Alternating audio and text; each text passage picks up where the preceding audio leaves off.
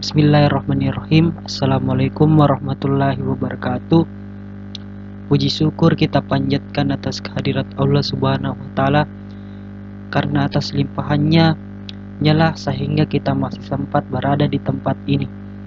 Selawat serta salam tak lupa pula kita aturkan kepada Nabiullah Muhammad Sallallahu Alaihi Wasallam, Nabi yang telah membawa kita hijrah dari zaman kejahiliah ke zaman yang bermartabat. Baik, saya akan mengerjakan soal yang telah diberikan kepada dosen pengampu, dosen psikologi agama, tugas final psikologi. Sebelum itu perkenalkan, nama saya Bode, NIM 301001200061, asal kampus UIN Alauddin Makassar. Nama dosen pengampu Ibu Musdalifah Nihaya. Baik, langsung saja. Soal yang pertama yaitu jelaskan mengenai kematangan beragama dari beberapa ahli dan simpulkan pendapat masing-masing.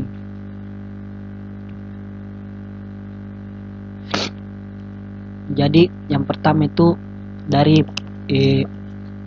ahli menurut Sururin.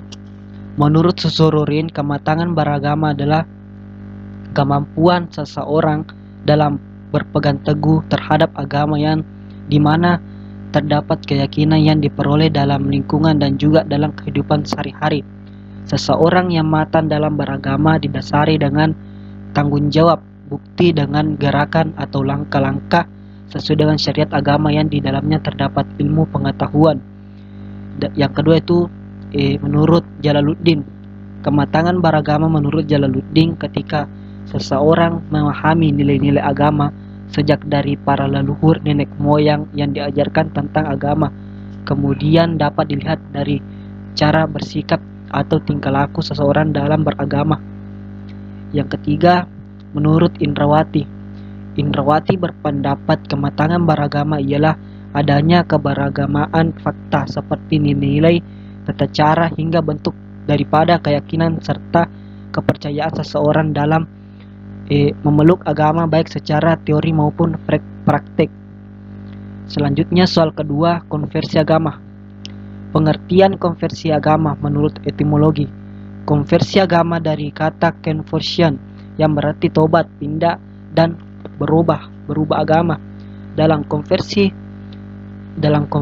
bahasa Inggris, konversi yang berarti berubah dari suatu keadaan atau dari suatu agama keagamaan lain. Berdasarkan arti kata-kata tersebut dapat disimpulkan bahwa konversi agama mengandung pengertian bertobat, berubah agama, berbalik pendirian terhadap ajaran agama atau masuk ke dalam agama. Pengertian konversi agama menurut terminologi. Pengertian ini dikemukakan oleh beberapa ahli antara lain. Yang pertama, Max Harris mengatakan bahwa konversi agama adalah suatu tindakan di mana seseorang atau sekelompok orang masuk atau berpindah ke suatu sistem kepercayaan atau perilaku yang berlawanan dengan kepercayaan sebelumnya.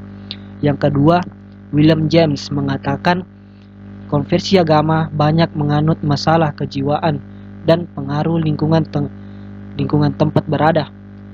Konversi agama sebagai suatu macam pertumbuhan atau perkembangan spiritual yang mengandung perubahan arah yang cukup berarti dalam sikap terhadap ajaran tindak agama. Konversi agama menunjukkan bahwa suatu perubahan emosi yang tiba-tiba ke arah pendapat hidayah Allah Subhanahu wa Ta'ala secara mendadak telah terjadi, yang mungkin saja sangat mendalam atau dangkal, dan mungkin terjadi perubahan tersebut secara berangsur-angsur. Selanjutnya, soal yang ketiga, uraikan bentuk penyimpanan perilaku beragama. Bentuk penyimpangan perilaku beragama.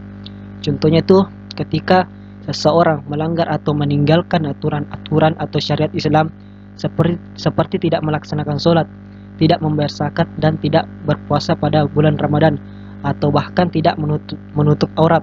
Bentuk penyimpanan ini menimbulkan dosa. Dengan hal ini terjadi pada orang yang kurang paham dengan agama Islam. Kemudian ketika seseorang melanggar hal tersebut bisa dikategorikan sedang berada dalam tidak ada iman. dalam keimanan seseorang bisa hilang dan tumbuh, naik dan turun. Untuk menghindari turunnya iman yaitu melaksanakan perintah Allah Subhanahu wa taala dan menjauhi segala larangannya. Sebab hal ini ialah satu-satunya yang harus dilakukan seseorang untuk mendapatkan petunjuk dan pedoman hidup manusia di muka bumi. Dengan hal ini, sebelum mengikuti syariat Islam terlebih dahulu, yaitu memahami dan mencari tahu tentang agama, belajar dan mengajarkannya serta mengamalkannya untuk mendapatkan kebahagiaan dunia dan akhirat, yaitu melaksanakan perintahnya dan menjauhi larangannya.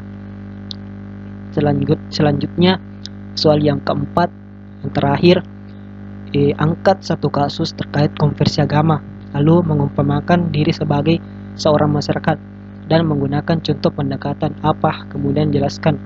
Saya ambil contoh konversi dalam beragama ketika dalam suatu kelompok atau suatu masyarakat terjadi konversi terhadap agama masing-masing orang-orang atau kelompok agama, seperti halnya golongan menganut agama Islam dan agama Kristen yang saling membela agamanya, bahwa agama yang benar dan saling berpegang teguh terhadap kepercayaannya masing-masing. Hal yang saya lakukan ketika berada di posisi tersebut adalah sudah jelas meyakini agama hal kami yang anut mengangkat satu ayat daripada kitab wahyu suci Al-Quran sebagaimana lakum dinukum waliyadin, yang artinya untukmu agamamu dan untukmu agamaku. Di sini disimpulkan bahwa keyakinan seseorang ketika berbeda pendapat juga kepercayaan, maka tanamkan sikap toleransi, saling menghargai dan menghormati suatu perbedaan terhadap ajaran agama yang dianutnya. Mungkin itu saja yang sempat saya sampaikan. Mohon maaf jika ada kesalahan yang telah saya lontarkan. Wabillahi taufiq wal hidayah. Wassalamualaikum warahmatullahi wabarakatuh.